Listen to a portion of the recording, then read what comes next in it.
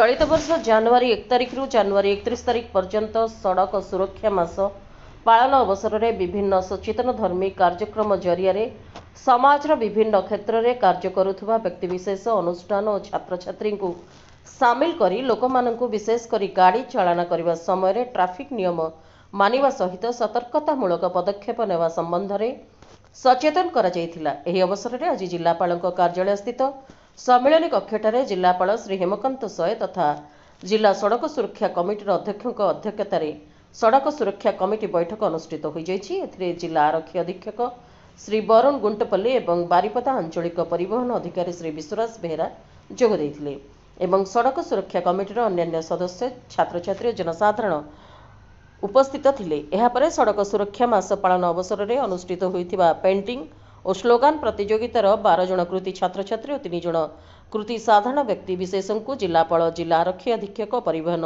अधिकारी मानपत्र पुरस्कार प्रदान करथिले।